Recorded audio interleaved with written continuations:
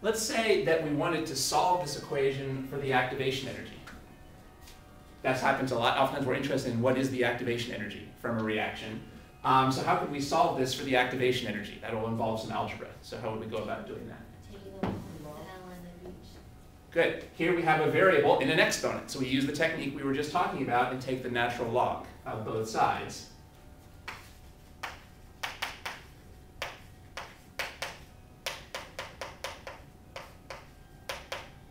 So this would be the first thing you would write down.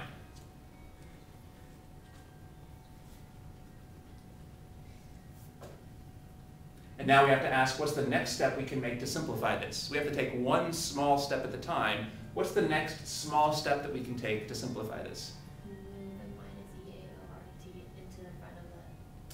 Unfortunately, we're not ready for that yet, because here we have something multiplied by something else with an exponent.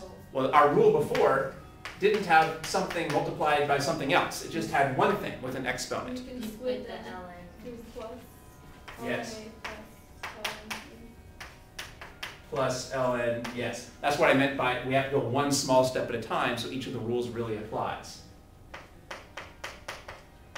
So this rule does apply because we are multiplying two things. One of the things is complicated, but it can still be treated as one thing. So if we're multiplying two things, we can treat that as the sum of the logs. So that would be the first small step that we would take. All right, and now what's the next step for simplifying this?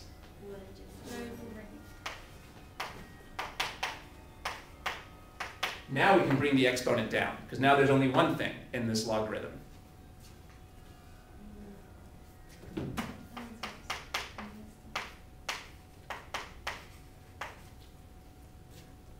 All right, now we're going to have to use, even though we went over all that log math, I still forgot something to go over. Now we're going to have to use something I didn't mention before. What's the next thing we can do to simplify this? Yeah, I forgot to mention that, but the log of e is just 1. That's something I should have gone over when we went over the logarithm math before, but there was a lot of stuff there. And log of 1 is just 0? Yeah, we should have gone over that, so let's go over that now. So let's say that the log of e is equal to x. What does this mean? E to the x equals It means e to the x equals e. So what's x? 1. So we just proved that x is 1 here. We just proved that the log of e is 1. This is why it's so useful to be able to rewrite this like this. If e to the x equals e to the first, then x must equal 1. So this has proven here that the log, log of e equals 1. That also means that these are what are called inverse functions. If you take one function and then you take another function and you get, is that what I wanted to say here? No, that's not what I want to say. All right, I want to get into that. Okay, but anyway, the log of e is equal to 1. Good enough. That's right. And by the same token, what's the log of 10? E to the, 10 to the x is 10, so it's 1. So again, this would be equal to 1. The log base 10 of 10 is 1, and the log base e of e is 1. So those are more facts. You probably want to take a blank piece of paper after today and write down all the key arithmetic facts and algebra facts you need to know about logs. It's easy to lose track of those.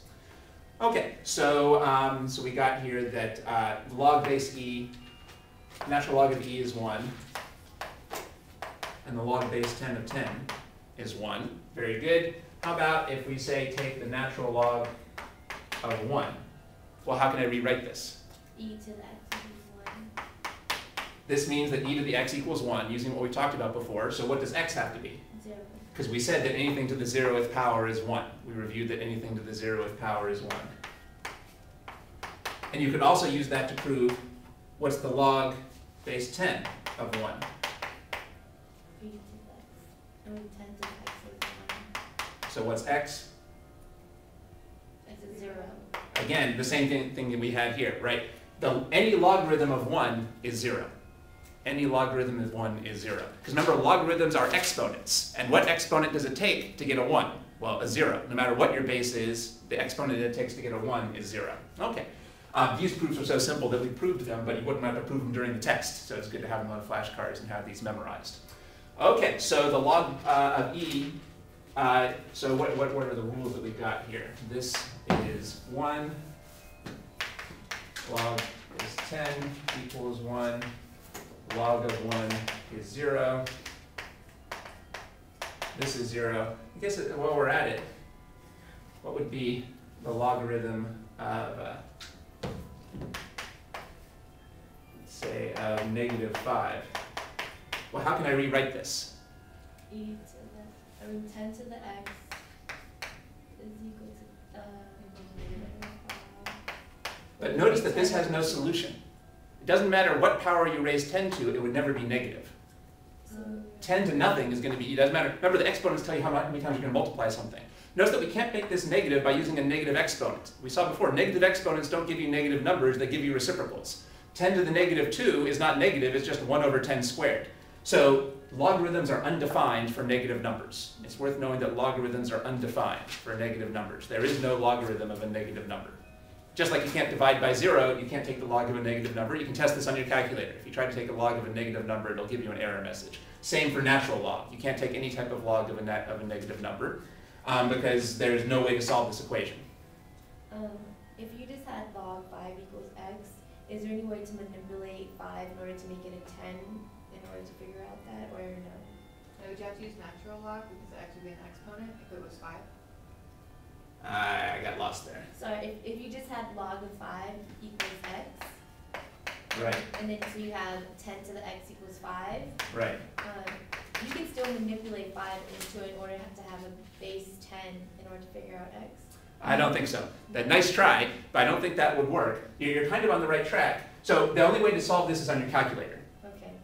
Because if you do this in your calculator, you're going to get a great big irrational decimal. So it's not something that work out naturally. Now the method you're talking about does make sense. Suppose you wanted to find the log of 1,000. Log of 1,000 equals x.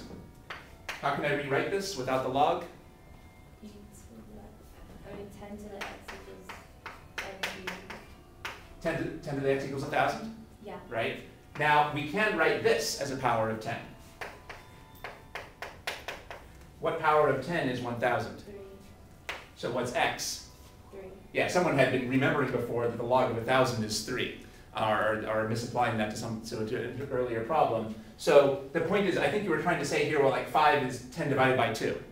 But this is not about division and multiplication, it's about exponentiation.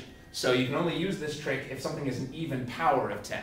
Well, so you could use this for like 1,000 or 1,000,000. You could use this to find the log base 10 of 1,000 or 1,000,000 or 1,000,000,000 or of 1/10 or of 1/100th or of 1,000th. But everything else you got to use your calculator for. So it's not easy to take logs for that. And this trick, even this trick doesn't work so well for the log base e, because e is an irrational number.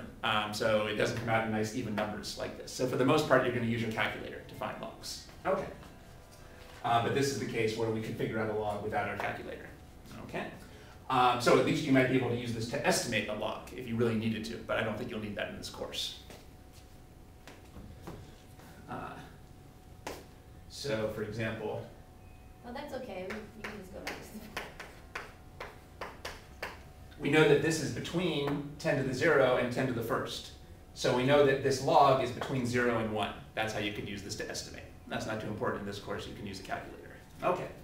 So what the point I wanted to make is you can't take the log of a negative number. So if you find yourself taking a log of a negative number, you must have made a mistake somewhere along the way. For that matter, how could I rewrite this?